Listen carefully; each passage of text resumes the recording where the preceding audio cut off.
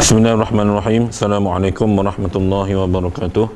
Alhamdulillahirabbil alamin wassalatu wassalamu ala Rasulillahil karim sayyidina maulana Muhammadin wa ala alihi wa sahbihi ajma'in. Ila syarafil nabil kiram Muhammad sallallahu alaihi wasallam wa kafatil anbiya wal mursalin wal ulama'i was salihin wal arwah jami'al quburil muslimin wal muslimat wal mu'minin wal mu'minat syai'un lahum al-Fatihah. أعوذ بالله من الشيطان الرجيم بسم الله الرحمن الرحيم الحمد لله رب العالمين الرحمن الرحيم مالك يوم الدين إياك نعبد وإياك نستعين اهدنا الصراط المستقيم صراط الذين أنعمت عليهم غير المغضوب عليهم ولا الضالين.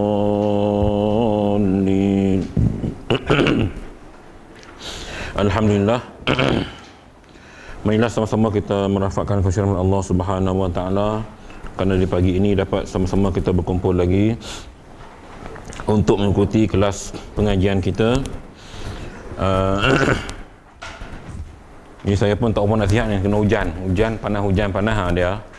Suara pun serak-serak semua sebagainya. Namun alhamdulillah walaupun dalam keadaan yang kurang sihat ini dapat lagi kita meneruskan program mingguan kita. Yang mana pada minggu lepas kita membicarakan tentang solat qasar dan jamak. Kita dah habis pada jamak takdim dan kita akan masuk pada jamak takhir. Jadi secara ulang kajinya, secara ringkasnya,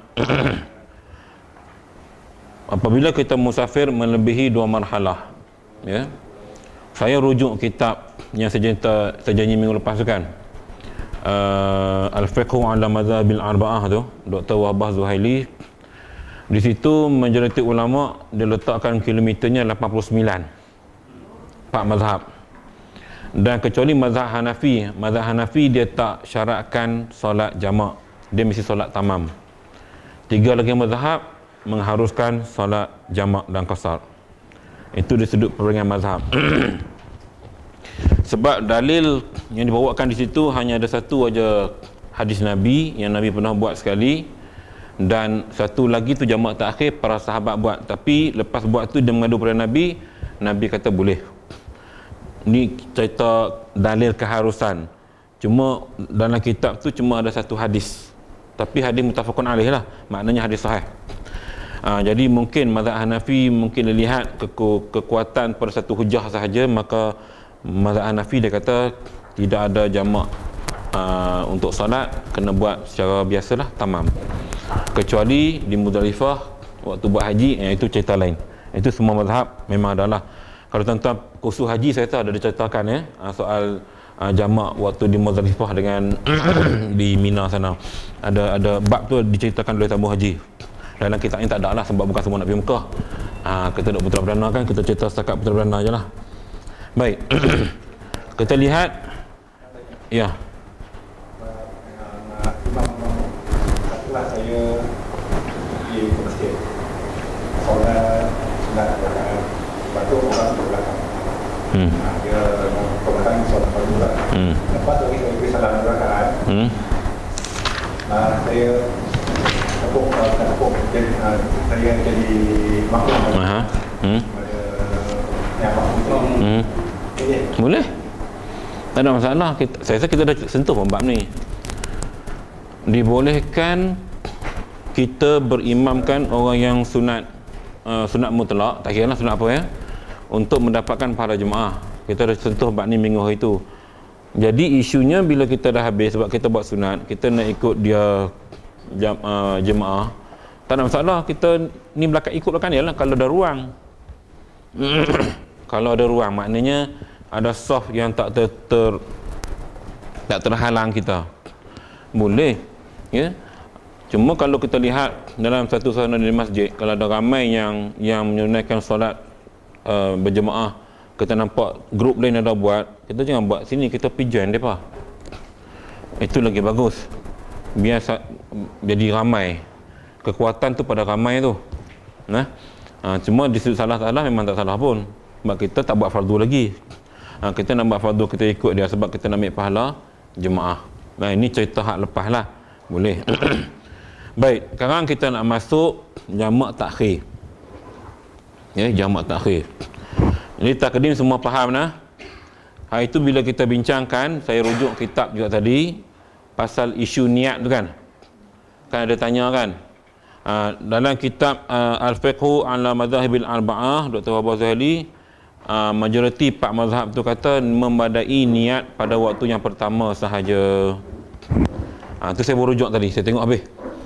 Sebab takut keliru kan kita bercara hari tu. Jadi maknanya kita niat pada waktu pertama tu sudah dikira memadai.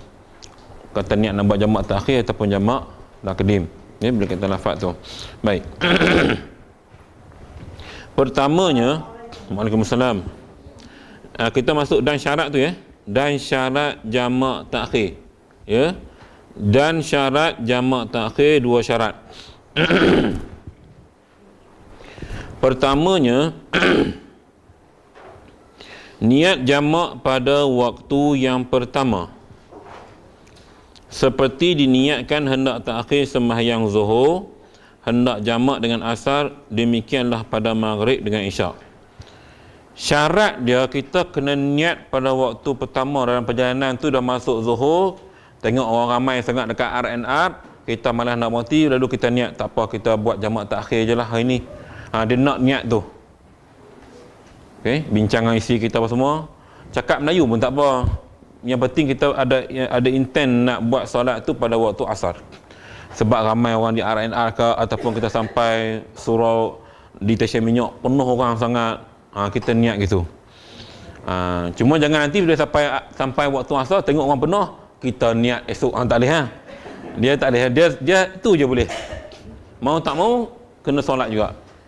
Itu yang dikatakan syarat pertama dia kena niat pada waktu yang pertama. Pada zuhur kita niat nak buat takhir. Baik. Dalil dia ada bila kita saya rujuk kitab tadi. Maknanya Nabi pernah satu ketika tu dalam musafir, dalam rahlah yang jauh. Jadi baginda sampai dengan unta tu, waktu tu dah zuhur tu kira matahari katanya dah mula sengit sangatlah dengan bayangan tu. Lalu Rasulullah kata kita anjakkan ke semayang asar, dia nak buat jamak takhir. Itu memang ada dalil dia lah. Jadi maknanya boleh kita buat solat jamak takhir ni. Dan keduanya berkekalan safarnya hingga selesai kedua sembahyangnya, sama ada tertib akan dia atau tiada. Disyaratkan pada jamak takhir akan tertib dan mualat, dan niat jamak pada sembahyang yang pertama. Dah memadai kita niat, maknanya masih dalam musafir, dan bila kita habis kedua tu memang masih lagi dalam perjalanan kita. Tak kira lah kita pergi ke mana-mana pun. Dan dia kata di sini memadai niat pada sembahyang yang pertama, niat jamak tu. Jadi waktu kita buat takhir, katalah kita main zuhur dengan asar, kita nak buat jamak takhir, kita niat pada sembahyang pertama. Zuhur tu kena buat dulu, dia akan datang lepas ni. Masa zuhur tu kita niat usolli fardhu zuhri raka'ataini majmu'an ila asri, dijamakkan kepada asar, jam'at ta'khirin ma'muman lillahi ta'ala. Hak tu kalau hak tak apa boleh mengapai, tak boleh mengapai, niat Melayu lah, niat intas salah hati. Jangan duk buang masa duk mengapai tu setengah jam, rugi masa. Sebab kalau kita tulis tuan-tuan nak mengapai payah. Jadi yang boleh sebutlah. Sebab tu kalau rajin dia boleh ingat, tak susah sangat pun. Yang orang dah sebut lafaz kedua tu, dia buat usolli fardhul asri raka'ataini majmu'an ilaihil zuhuru, dijamakkan kepadanya zuhur. Itu kalau siapa yang nak buat lafaz pada lafaz kedua. Tapi kebanyakan kitab boleh saya rujuk membadai yang pertama cukup. Yang kedua tu kita buat usolli fardhul asri raka'ataini qasran ma'muman lillahi ta'ala, selesai. Cuma syarat takhir ni dia kena mayah awal dulu, buat zuhur dulu, habis zuhur baru buat asar. Tapi ada yang mengatakan bila buat asar dulu baru boleh ke? Tak ada masalah. Tapi lebih baik buat zuhur Saya rujuk kita tadi, dia tidak kata benda tu wajib buat, tak ada. Sebab ni pandangan mazhab dia berbeza. Dia berbeza. Kalau ikut kitab kita ni, buat pertama dulu kita tengok harus, dia kata harus. Dan harus, nampak situ, bagi orang yang musafir dan orang yang mukim jamak kerana hujan, iaitu jamak takdim jua.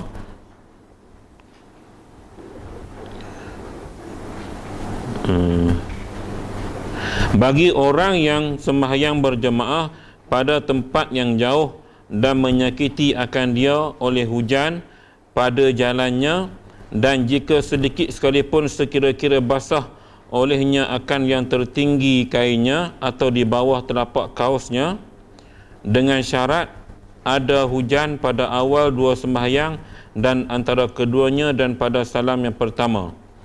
Yang ni kata dia diharuskan kita, sama ada kita tu musafir atau bermukim, sembahyang jamak. Kalau hujan lebat kita nak pergi sembahyang di masjid, tak boleh. Maknanya hujan ni kata dia mesti start awal waktu, kemudian berterusan sampai habis rakaat tu. Kalau hujan berterusan dan kita pula nak pi, tak boleh, dengan sebab kalau pi kain basah, angkat kain tinggi pun hujan lebat sangat, ni cerita memang teruk lah. Ini dia kata boleh ni untuk orang memang kaki mayang masjid. Hak tanah mayang masjid tak boleh. Jenis pemalas tak boleh. Hak ni hak jenis kita yang memang ahli jemaah. Maknanya kalau sampai hujan lebat sangat daripada zuhur sampai asar, maknanya memang hujan lebat betul ya, kita tak boleh, maka hukumnya harus untuk kita jamak. Tapi sini jamak saja ya, tak boleh jamak qasar. Ni tuan-tuan kena faham. Macam traffic jam ni, kalau rujuk kitab banyak lagi ya perbincangan mazhab. Macam traffic jam kan, kalau dah jam, kita tahu hari-hari kita jam, waktu tu nak buat tak boleh, make yang siap. Jadi kalau kita tahu jam, pergerakan kereta kita memang lebih 5 minit baru berjalan, kita boleh terus sembahyang jamak, tapi tak boleh buat jamak qasar, hanya boleh buat jamak sahaja. Dia jamak qasar ni memang dalam perjalanan musafir, itu boleh. Ni kena faham. Jangan kita ambil mudah. Tu sebab dia kata sini diharuskan tu untuk jamak saja. Untuk kita buat jamak sekiranya punca tu hujan pada jalan yang kita nak pergi masjid. Memang sekira-kira kalau kita pergi masjid, angkat kain ayak sampai ke lutut ke apa ke, tak boleh lah. Ni kita tak ada uzur. Putra Perdana tak ada excuse. Bab ni tak ada excuse. Pasal saluran jalan kita semua cantik. Kalau naik air pun sekejap je lah. Melainkan kalau tasik tu penuh, tu cerita lain lah. Kalau kita memang ahli masjid. Dan tiada mengapa putusnya pada pertengahan sembahyang yang pertama atau pertengahan yang kedua atau kemudian daripada keduanya. Dan disyaratkan pula akan syarat yang telah terdahulu pada takdim, dan iaitu bahawa dimulakan zuhur dahulu daripada asar. Ni yang saya kata tadi ni. Dan maghrib dahulu daripada isyak. Okey, dan niat jamak pada sembahyang pertama. Maknanya di sini jelas dalam kitab disebut bahawa walaupun kita buat jamak takhir, maka kita buat sembahyang yang pertama dulu. Ni kalau kau dalam kitab ni lah. Kalau tuan-tuan jumpa ustaz lain ceramah, mungkin pandangan ulama lain, macam dalam mazhab Syafi'i banyak pandangan. Cuma dalam Nusantara punya cerita, dalam kitab ni kita guna pakai kita sembahyang yang pertama dulu. Zuhur dulu, lepas tu boleh bangkit buat asar. Maghrib dulu. Berhenti waktu isyak, buat maghrib 3 rakaat, lepas tu habis sambung isyak 2 rakaat. Ni kalau nak buat jamak jamak qasar lah. Ya.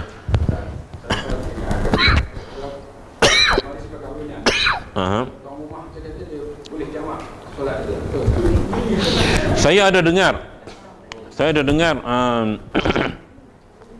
pandangan yang mengatakan diharuskan sekiranya, tapi dia letak syarat di situ, agak kuat syarat dia. Tak salah mufti wilayah aku sebut. Syarat majlis perkahwinan itu tidak ada sebarang unsur-unsur maksiat, termasuk bersandingan.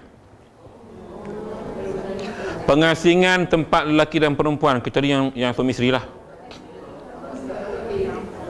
Jadi tuan-tuan lihat kita hari ni catering kita hire pun kadang-kadang yang nak jadi serve tu pun tak pakai tudung. Itu satu lah masalah kan. Tu tak usah cerita hak jenis make-up sampai nampak mata hijau macam ni pun ada juga. Banyak benda zaman hari ni yang tidak begitu membolehkan isu yang dibangkitkan tadi. Syarat dia ketat. Kena ikut syariat betul-betul.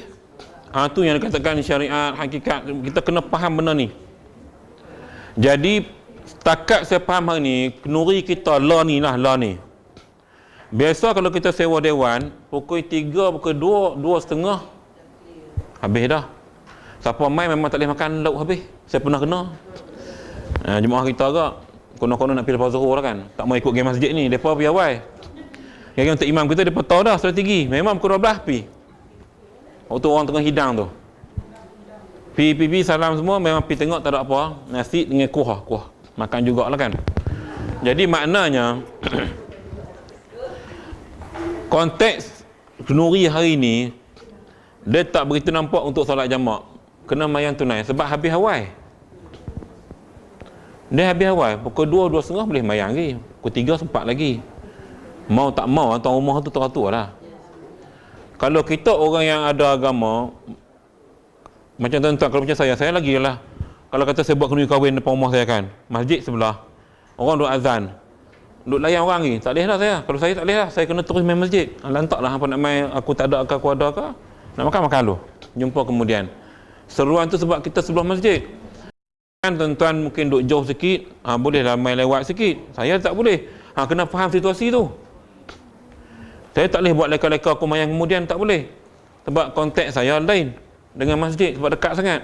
Macam rumah kita jugalah. Lagu tu. Jadi dia ada beza di situ ya. Kena faham tu. Baik. Tuan-tuan lihat dia ada keterangan nombor 3 tu. Saya terlupa nak baca sebelah kanan Harus yang sebelah kanan, dia kita tu yang belah kanan sekali tu. Nombor 3. Saya lupa nak baca tadi tu. Hukum harus tu.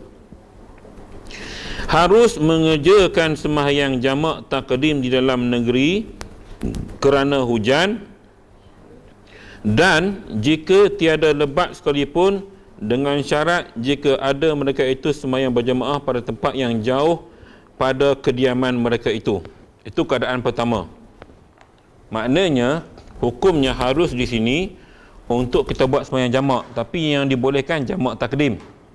Dalam keterangan ni untuk buat sembahyang dengan sebab masalah hujan kalau mereka ini orang yang memang sembahyang jemaah agak jauh tempat dia, tapi dia memang sembahyang jemaah hari-hari. Kan kita boleh lihat kan jemaah masjid kita hari-hari. Macam saya memang kenal lah depan rumah saya tu duduk main. Kereta parking tahu. Jadi katakanlah tuan-tuan hujan lebat sangat hari tu. Dan memang syarat-syarat tadi tu memang ada. Jalan dah naik air, nak start kereta api tak boleh. Maka kita selalu jemaah tadi kita boleh buat jamak takdim. Hukumnya harus. Tapi jamak saja ya, bukan jamak qasar. Jamak saja. Tapi afdal saya rasa macam kita cakap tadi, tak ada masalah pun putera Belanda ni pun tak ada masalah. Melainkan kalau air tasik tu naik tinggi, ya. Baik. Itu keadaan pertama. Yang kedua, lagi kesakitan tiap-tiap mereka itu dengan hujan dan demikian lagi. Ini kalau kesakitan dengan hujan, maknanya badan kita tak boleh kena macam demam campak. Kan? Kena hujan kan tak boleh. Maka ini adalah alasan kedua dibolehkan kita buat jamak di rumah. Kalau pi mayang juga kena hujan, mungkin campak kita makin naik. Kan? Ini isu demam campak. Dan demikian lagi disyaratkan ada hujan pada ketika takbiratul ihram, sembahyang yang pertama dan salamnya. Tu syarat lagi tu tuan-tuan. Bukan hak pertama tadi saja, ni sampai syarat ketiga. Hujan tu kita dah agak-agak ready semua. Kita tahu bilalkan qomat. Kalau masjid kita dia ada waktu dia 15 minit pertama, 10 minit pertama. Bila dia punya nombor tu kosong, Pak Bilal akan pegang mikrofon qomat. Kalau 0.1 sempat lagi tengok, kita tengok tu untuk solat sunat. Jadi syarat di sini dia kata, bila imam takbir sembahyang yang pertama, zuhur lah contoh, hujan turun, tiba-tiba hujan turun lebat, sampai habis salam hujan turun lagi, tu syarat tu. Maknanya kita hari ni wallahu alam mungkin ada hujan lebat daripada mula takbir sampai bagi salam. Biasanya cerita kitab ni tuan-tuan, bagi mereka yang jauh nak pergi masjid, perasan tak, kes gini dia buat anggaran itu, kalau kita pergi kemudian orang dah balik dah, kalau surau kampung orang dah pakat balik habis, kita nak pergi jemaah tujuan kita, pergi orang tak ada, orang balik habis sebab jarak tu jauh. Kita dekat-dekat, kita tak boleh kira ya tuan-tuan. Ni cerita dalam kitab ni, cerita orang kampung. Memang pakcik ni memang naik gerek kayuh pergi mayang. Cerita dia, kalau dia pergi tu, hujan dia agak-agak, ni orang dah komat dah. Nak pergi tak pergi, nak pergi tak pergi. Duk nak ambil gerek, nak kayuh gerek ni. Hujan duk turun lagi. Sampai bagi salam, sampai bagi salam. Agak-agak Allah dah habis dah. Kalau aku pergi pun orang tak buat jemaah dah. Orang kampung mana ada macam kita kan, kadang-kadang hak lewat semayang ada lagi. Kampung dia satu round je. Tu pun orang hak lambat balik dulu, tak datang dah, malu nak buat jadi muafiq pun malu, nak buat apa masbuk pun malu. Ni cerita orang kampung. Betul tuan-tuan balik kampung tengok. Nak kadang dia main mayang tu, dia boleh buat masbuk. Dia tengok tu imam tahiyat akhir dah, tak edi patah balik, boleh balik rumah pula tu. Sebab kekurangan ilmu agama. Ya, ni berlaku dalam masyarakat kita.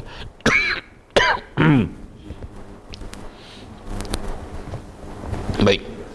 Dan takbiratul ihram sembahyang yang kedua, dan jika teduh hujan pada ketika yang lain daripada itu sekalipun, maka diketahui daripada demikian itu bahawa tiada harus jamak takdim di dalam negeri kerana hujan jika ada mereka itu sembahyang di rumahnya. Baik, di kata-kata ini hujan tu berterusan, maka kita boleh buat jamak. Tapi kalau hujan tu dah berhenti, tak boleh buat jamak lagi ya tuan-tuan, sembahyang biasa. Cerita ni hujan berterusan sampai waktu kedua hujan turun lagi. Macam lah musim hujan kan. Macam dalam konteks Penang baru ni. Boleh tu. Penang baru ni kan banjir teruk, kan rumah sampai ni, maka tuan rumah tadi boleh sembahyang jamak. Dia memang tak nak pergi mana? Nak pergi masjid tak boleh. Sebab ayak naik teruk. Waktu tu memang boleh tuan-tuan. Tak ada masalah. Memanglah isu ni kalau tak mengaji, dia rasa pelik, ben ajaib, ben heran, ada belaka. Okey.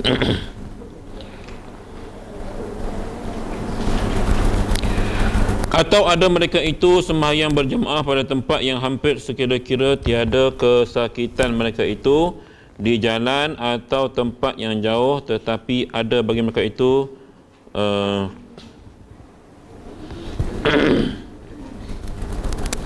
apa benda ni? Kenau.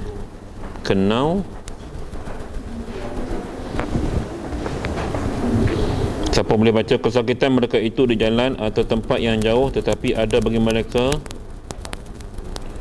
kena apa tu di jalan. Bahasa Rumi apa? Kenaungan. Tempat berteduh. Baik. Jauh tetapi ada bagi mereka kenaungan, tempat berteduh di jalan, atau sembahyang mereka itu masing-masing seorang dirinya.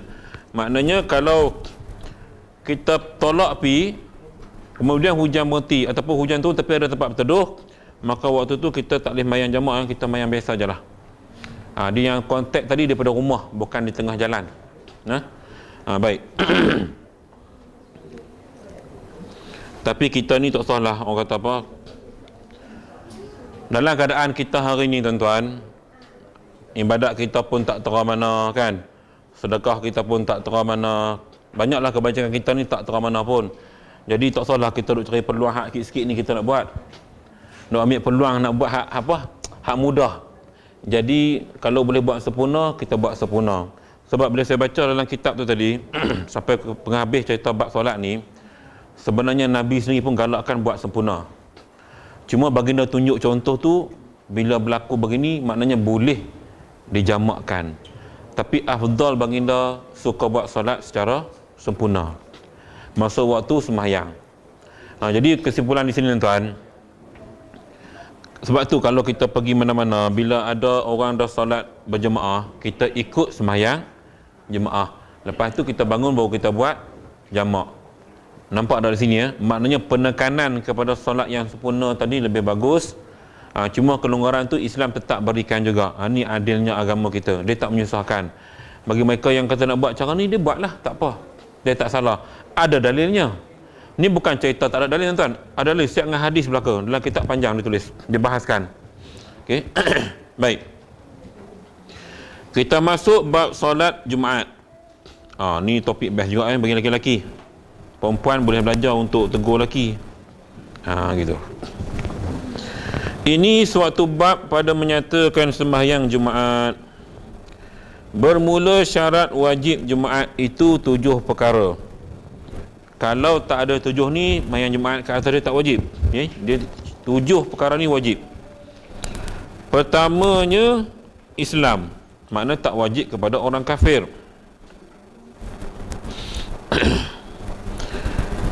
Semalam ada satu mu'alaf duduk di Rubina, mai jumpa saya. Dia WhatsApp, India masuk Islam dah lama. Siapa nama dia? Muhammad. Siapa duduk Rubina dia tahu kot, Muhammad India tu. Jadi mai jumpa sebab dia kerja gap 4 bulan dah, company tak bayar gaji di Cyberjaya. Jadi kesian nak beli seronok, saya bagi duit beli susu saya bagi. Cuma saya kata saya bagi pamphlet minyak zaitun saya tu, ada kot tebal tu. Saya kata ni upah, apilah edak pamphlet kat rumah-rumah tu. Sebab saya kata kita mu'alaf ke, kita muslim ke, kita kena kerja.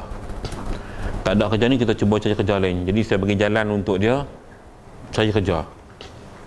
Mana kita tak galakkan orang tu meminta. Jadi tuan-tuan, kalau boleh siapa-siapa datang kita ajar gitu, kita bagi, tapi di same kita minta dia buat kerja sesuatu. Saya gitu, kalau main masa kotak, masa kan banyak kotak. Saya kata boleh tak main ambil kotak ni, saya tolong potong, tak apa, saya potong, saya lipat, saya ikat, main ambil pergi jual, ambil duit tu. Sebab apa? Kita tak nak latih orang kita ni suka dengan meminta. Kena usaha. Baru tahu betapa susahnya hidup ni.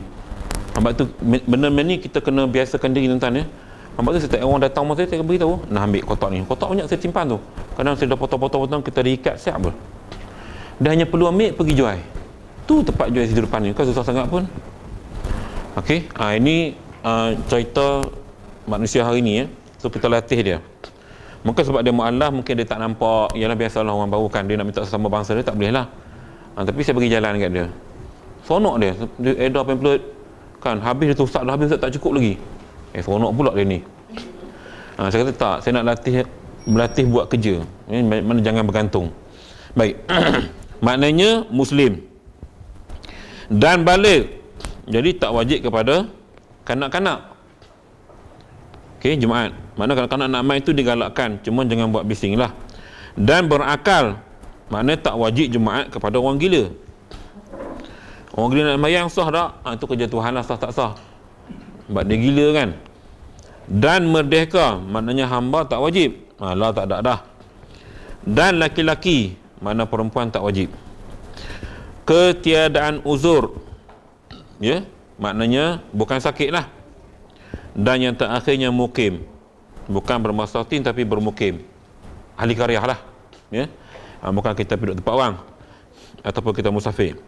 Itu wajib. Kemudian syarat sah pula 6 perkara. Tuan-tuan perasan tak baru ni isu khutbah kita ya? Nampak Imam baru ni? Bila Ustaz Ahmad Qutubi suruh khutbah kali kedua. Imam esok kata saya pun tak faham. Dia, tuan-tuan perasan kat mana silap? Siapa boleh tahu? Ya, pada doa itu. Antara rukun khutbah ialah berdoa pada khutbah mana-mana lah. Biasa pada khutbah kedua. Bila berdoa itu pada khutbah kedua, maksud pada di sini ialah tengah-tengah ataupun sebelum ujung. Bila Ustaz Yusuf Zakaria baca selepas habis khutbah, baru dia perasan bahawa dia belum baca doa, terus dia baca doa. Maka ditegur untuk buat khutbah kedua, jadi dia kena ulang balik khutbah kedua. Jadi maknanya kadang-kadang yang baca khutbah dia tak rujuk teks dahulu, ni satu hal juga. Patutnya kita baca dulu, standby, tengok. Ni tiba-tiba pegang je baca, kadang-kadang tersilap cetakan pun semua, tak ke pening itu. Saya pernah kena kali tuan-tuan, masjid kampung lah. Dah kita balik sampai-sampai tu, Ustaz baca khutbah. Boleh, ada tag, ada. Kita pun confident pergi masjid, ada tag betul ya tuan-tuan. Saya pun baca khutbah pertama. Habis doa tengah tu, saya nak mana khutbah kedua? Tak ada. Bila tak ada, guna ni sini lah. Tapi sebab kita faham, sampai habis kita ni lah. Maknanya kita boleh buat lah sebab kita faham benda tu. Cuba bayangkan situasi tu kalau berlaku pada mereka yang tak bersedia apa-apa. Jenuh cari, mana khutbah kedua tak ada ni. Nampak ya? Jadi benda tu berlaku. Ini cerita Jumaat dan berlaku pada masjid kita. Tak ada benda, ulang balik je pun. Ulang balik, selesai lah. Tak payah duduk berkelahi sampai ke keluar masjid cerita ni, tak payah. Baik, syarat ya. Pertama, bahawa jatuh Jumaat dalam waktu Zuhur.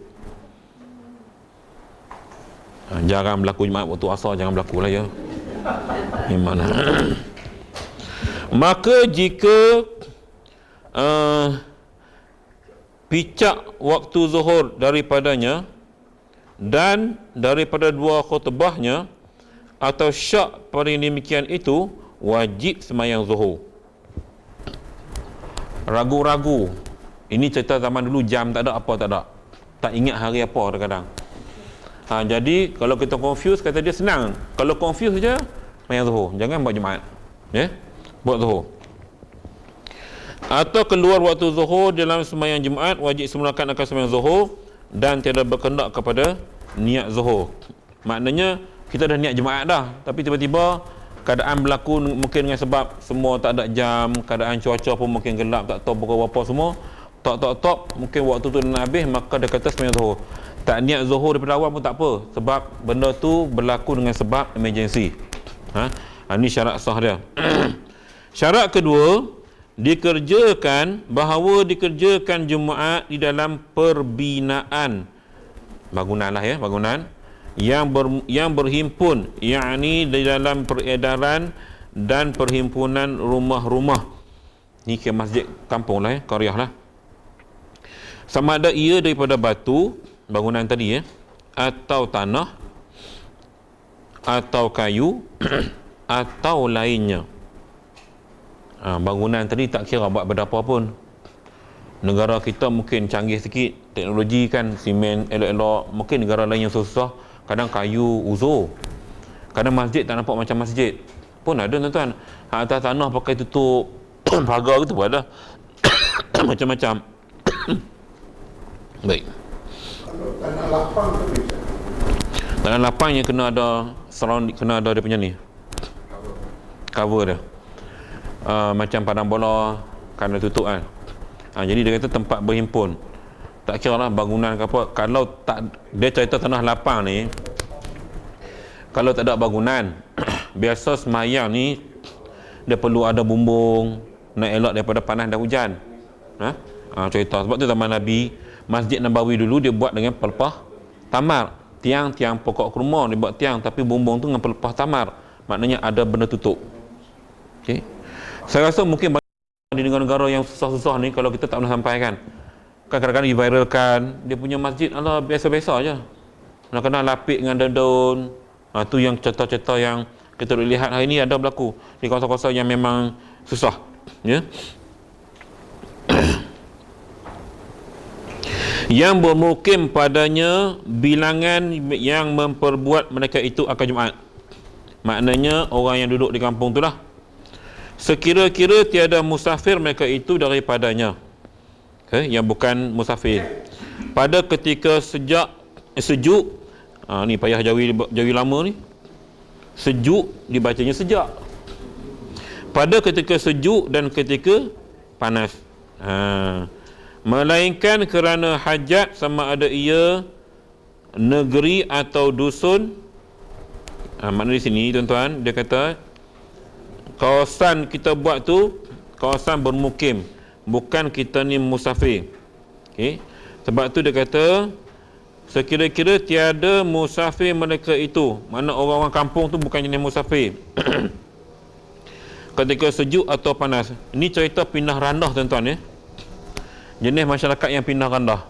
Zaman dulu lah kot, orang Badawi bersebanyak. Waktu sejuk mungkin dia pergi tempat lain, waktu panas dia pergi tempat lain.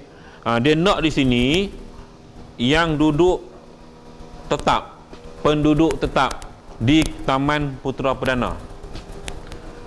Dia tak mau hak jenis 2 minggu Putera Perdana, 2 minggu, kalau bini 4 tu mungkin 2 minggu sana, tu payah. Dia kira hak duduk sini, orang sini lah. Okey, begitu. Baik, maka tiada sah Jumaat daripada ahli qiyam pada tempat mereka itu. Ahli qiyam ni maknanya khemah lah, khimatun, yang mungkin duduk sekejap, macam orang buat bangunan kan, dia duduk sekejap situ. Mereka tu tak boleh kira ahli qaryah ya. Mereka nak sembahyang Jumaat, mereka sembahyang lah. Banyak pokok Indon nak buat kerja kan, duduk sat-sat, betul duduk tangan lain pula. Mereka kena sembahyang, tapi kita tak boleh kira mereka ahli qaryah yang 40 orang tu. Tak boleh kira gitu, sebab mereka ahli khiyam dipanggil. Kerana mereka itu atas kelakuan orang yang musafir, dikira sebagai kategori orang musafir. Yang duduk sekejap ni kan, rumah-rumah kontrak ni. Dan tiada bagi mereka itu perbinaan orang yang musafir.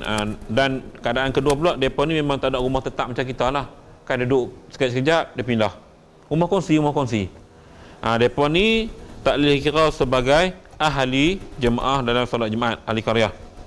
Kira orang dua. Ya? Mereka kena mayang. Mereka wajib mayang.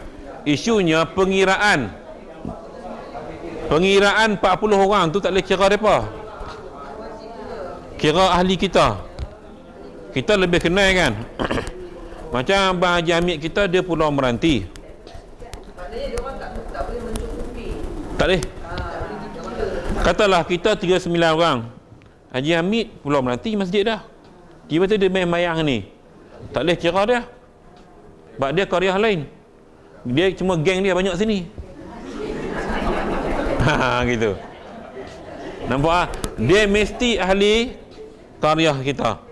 Tu. Tetapi jika kedengaran mereka itu akan yang Jumaat, daripada tempat Jumaat, wajiblah atas mereka itu sembahyang Jumaat. Nampak tak geng kontrak tadi? Dengar azan, dengar ni, itu yang kita lihat puak-puak Bangla semua jalan kaki sanggup main tu. Kan ada buat bangunan dekat Shell tu kan, jalan kaki hari Jumaat tu jalan, sanggup main mayang sebab mereka dengar azan semua, mereka wajib main. Ini bagi mereka wajib, dan kita tak boleh kira mereka sebagai ahli Jumaat sebab mereka duduk sekejap, dia bukan lama. Melainkan Bangla yang menikah dengan orang kita lain lah. Itu cerita lain lah. Sebab dia nikah orang sini, dia duduk sini semua, kaya-kaya dapat datuk semua, itu cerita lain. Baik, sembahyang Jumaat pada tempat yang didirikan Jumaat itu. Baik. Dan ketiganya, bahawa jangan mendahulukan dengan takbiratul ihram. Apa maksud sini? Jumaat ni dia dahulunya dengan khutbah, bukan dengan sembahyang. Itu maksudnya. Dia tak sama mayang raya. Kita mayang dulu baru khutbah. Jumaat dah ada khutbah dulu baru takbir, baru sembahyang. Itu yang dikatakan syarat dia. Ya. Tak boleh mayang dulu, dia kena khutbah dulu. Dan jangan menyertai akan dia pada takbir awal oleh jemaat lainnya pada tempat mendirikan jemaat itu, kerana tertegah berbilang-bilang jemaat pada satu tempat. Maknanya di keadaan keduanya tak boleh buat jemaat pada tempat yang sama dua kali, dua tempat.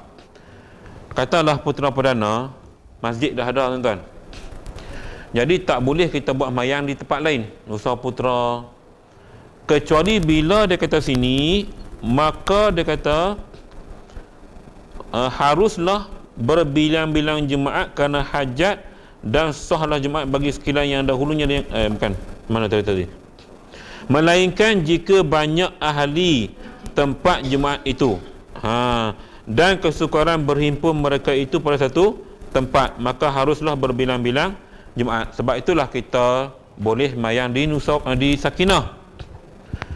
Keputusan untuk memberikan keizinan adalah majlis fatwa. Jadi mufti endorsekan dengan bilangan ahli jemaah memang betul-betul ramai. Masjid kita tak muat, maka diberikan satu di kawasan sana untuk solat Jumaat. Tapi tak panggil masjid, dia panggil surau yang diiktiraf sembahyang Jumaat oleh Jabatan Agama. Bidang kuasa mufti. Dia akan tengok unjuran. Dia buat unjuran penduduk tuan-tuan. Sebab sebelah sana kategori rumah pangsa banyak, rumah flat. Kan dia tengok berapa blok, satu blok berapa tingkat, dia boleh baca dah berapa ahli karya. Pendek kata kalau semua main subuh masjid memang tak cukup. Itu pun tak cukup juga. Buat tambah belakang pun tak cukup. Pasal penduduk makin ramai. Kemungkinan besar kita satu hari nanti, mungkin di Nusa Putra, mungkin dia akan buat satu hari Jumaat. Kita tak tahu. Bila dah tak muat sini. Nampak tak? Tapi masjid tetap satu. Yang endorse tempat satu, yang urusan kematian, masjid. Kan? Hanya solat Jumaat saja dibenarkan di situ. Itulah kitab ni kata, boleh kalau banyak sangat penduduk Jumaat.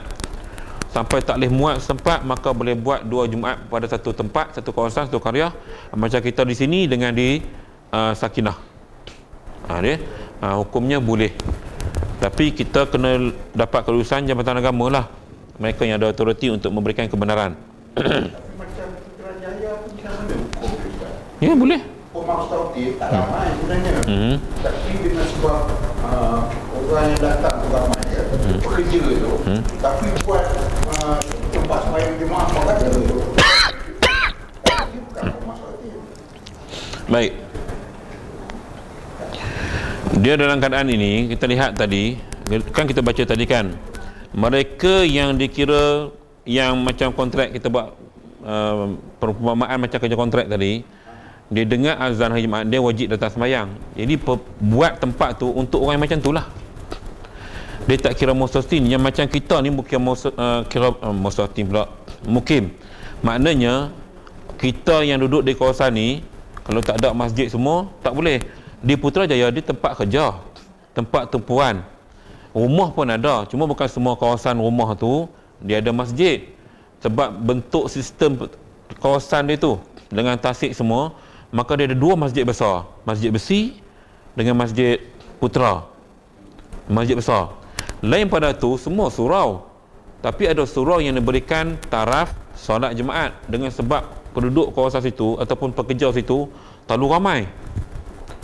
Dah tak mampu nak bergerak ke masjid dengan sebab masalah jalan, traffic lightnya dengan terpaksa U-turn jauh apa.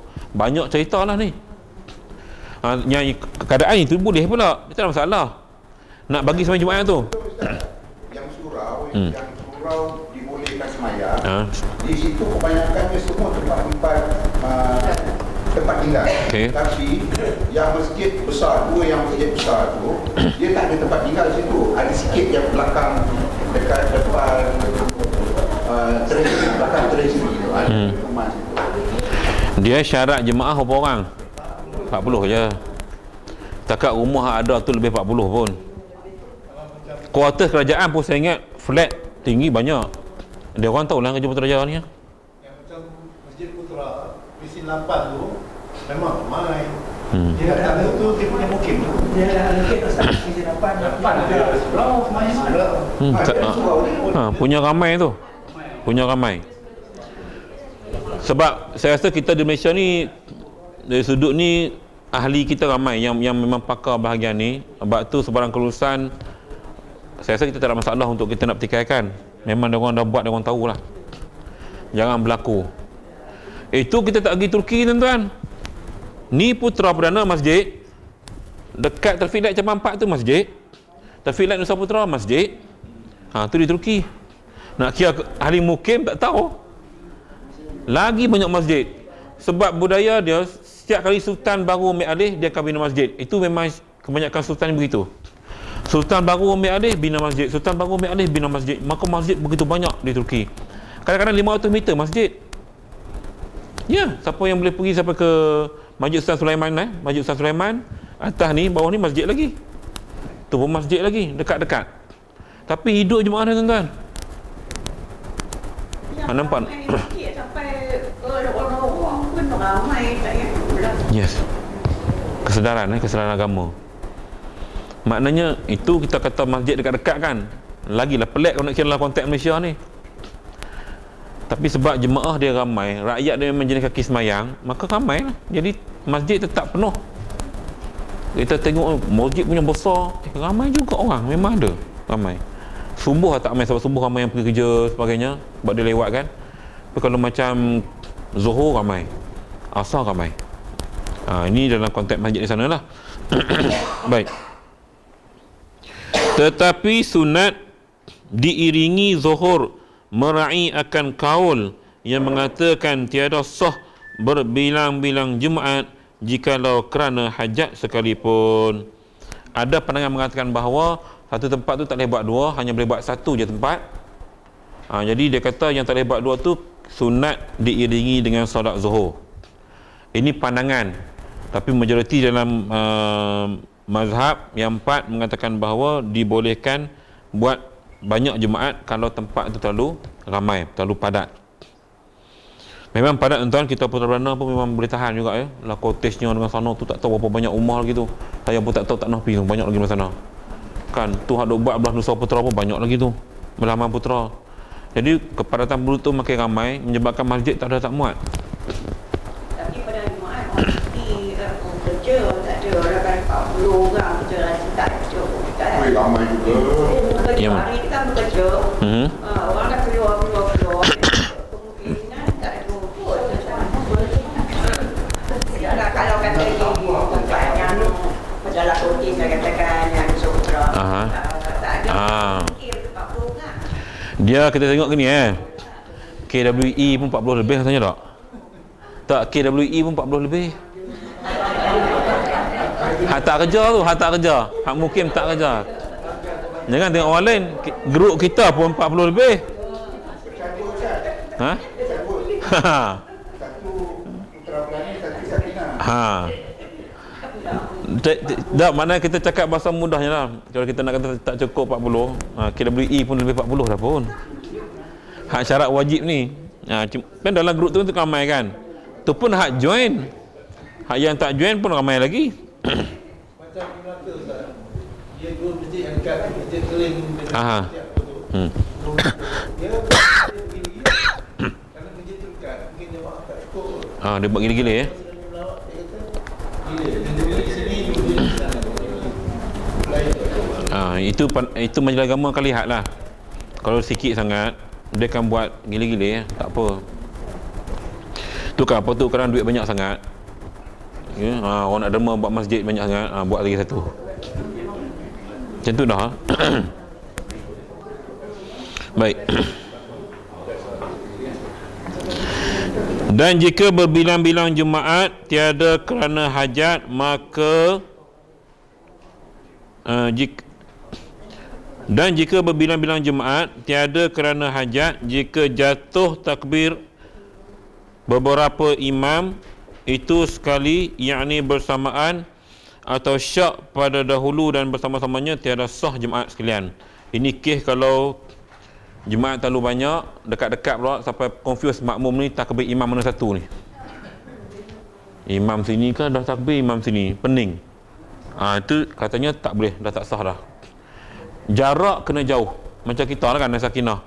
Tak dengar dah mikrofon. Apa khutbah ada cerita bab apa, imam takbir baca surah apa, kita tak tahu. Tu boleh. Kalau kita dengar, dia confuse, tak boleh. Tu nak sekalikan dalam satu kawasan ya, dia agak berbeza tu. Kena tak dengar benar tu. Maka dan wajib sekaliannya berhimpun pada satu tempat, dimulai Jumaat yang lain dengan dua khutbahnya itu, ini jika luas lagi waktunya. Ni kalau kes yang berkumpul dua tadilah ya. yang wajib sekalian berhimpun pada satu tempat dimulai Jumaat yang lain dengan 2 khutbahnya ini. Cerita dah Jumaat dia kena mula dengan 2 khutbah. Khutbah pertama dan khutbah yang kedua. Baik. Sikit lagi. Dan sunat diiringi zuhur pada masalah syak kerana ihtimal salah suatu daripada 2 Jumaat itu terdahulu, maka tiada sah Jumaat yang kedua kalinya, dan jika sudah sempit waktunya maka wajib sembahyang zuhur. Ini kes yang melibatkan dua-dua tempat yang dekat-dekat tadi. Sampai confuse mana satu, tak tahu takbir yang mana, khutbah yang mana, pening jemaah, sana pendengar sini pendengar, ni kes dekat-dekat maka kata dia buatlah solat zuhur. Habis cerita. Yang confuse tu kena buat solat zuhur. Yang confuse maknanya yang tak jelas tadi, ini khutbah tempat mana, sana ke sini ke, macam kita tak berlaku lah sebab jauh. Ni cerita kalau dekat-dekat, ni cerita zaman dulu lah zaman dulu. Tapi suara imam pun kuat, suara Bilal pun kuat, memang dengar satu qaryah. Dahsyat tu ya. Tak betul kalau ikut masjid yang dibina zaman-zaman dahulu, dia tak ada mikrofon tapi suara boleh dengar sampai ke keliling masjid. Betul, kami duk test kat Turki tu, seni bina dia. Ada sahabat pergi menjuru kan, dia sembang, dengar sebelah sini, cakap je, tapi sistem tu tak tahu lah macam mana. Dia ada satu kawasan, kalau dalam masjid Turki tu dia ada dekat tengah-tengah tu dia buat macam mihrab juga.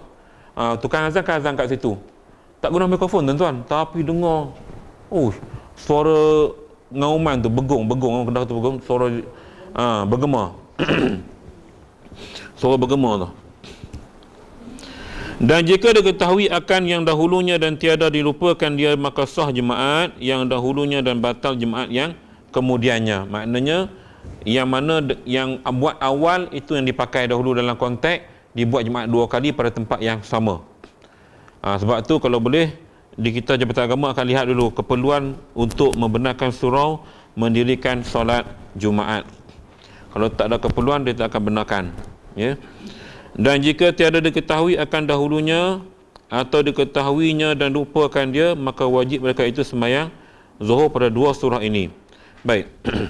Di luar negara, anak murid saya ramai yang kat New Zealand. Sana dia orang buat Jumaat kadang-kadang tak sampai 40 orang pun. 14 orang, 15 orang. Sebab minoriti Muslim.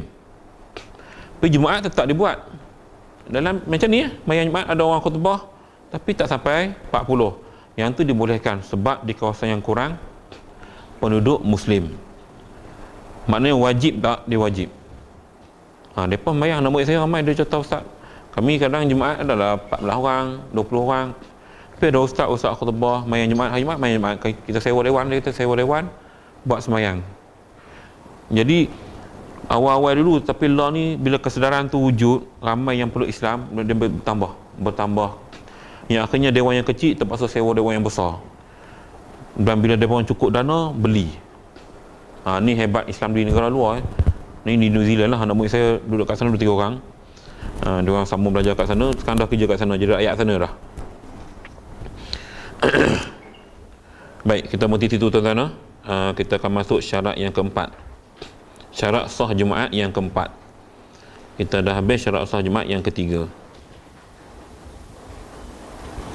Baik, insya-Allah ini mudah-mudahan segala apa yang telah kita bincangkan pagi ini ada manfaatnya untuk ilmu kita, bekalan ilmu kita, dan dapat sama-sama kita praktikkan insya-Allah.